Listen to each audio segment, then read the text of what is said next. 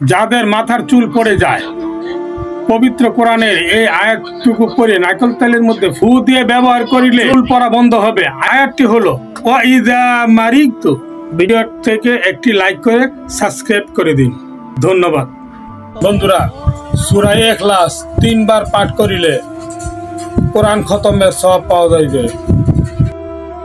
এই ব্যক্তি ফজরের নামাজের পর এবং মাগরিবের নামাজের পর যে সেই ব্যক্তি এই দোয়াটি পাঠ করিবেন এবং আল্লাহ তাআলা বলিয়াছেন, আমাদের নবী করিম সাল্লাল্লাহু আলাইহি সাল্লাম বলিয়াছেন, তাহলে তাদের জীবনের সমস্ত গুনাহগাতাগুলো মাফ করে দিবেন।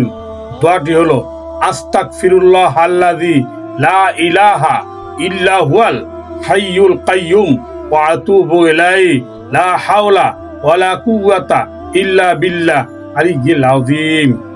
বেশি বেশি করে শেয়ার করে দিন, লাইক করে দিন, কমেন্ট করে দিন। এই ব্যক্তি ফজরের নামাজের পর এবং মাগরিবের নামাজের পর যে সেই ব্যক্তি এই দোয়াটি পাঠ করিবেন এবং আল্লাহ তাআলা বলিয়াছেন, আমাদের নবী করিম সাল্লাল্লাহু আলাইহি সাল্লাম বলিয়াছেন, তাহলে তাদের জীবনের সমস্ত গুনাহগাতাগুলো মাফ করে দিবেন। দোয়াটি হলো আস্তাগফিরুল্লাহ আল্লাযী লা ইলাহা ইল্লা হুয়াল হাইয়ুল কাইয়্যুম ওয়া আতুবু ইলাইহি লা হাওলা ওয়ালা কুওয়াতা ইল্লা বিল্লাহ আলিয়্যিল আযীম। বেশি বেশি করে শেয়ার করে দিন, লাইক করে দিন, কমেন্ট করে দিন।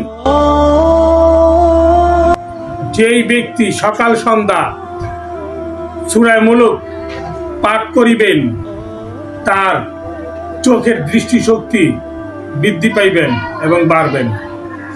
বেশি বেশি করে লাইক করুন, শেয়ার করুন। বড় কোনো বিপদে পড়িলে এই দোয়া পাঠ করিতে হয়।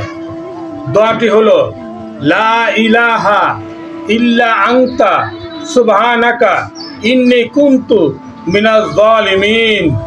বেশি বেশি করে শেয়ার করে দিন, লাইক করে দিন, সাবস্ক্রাইব করে দিন।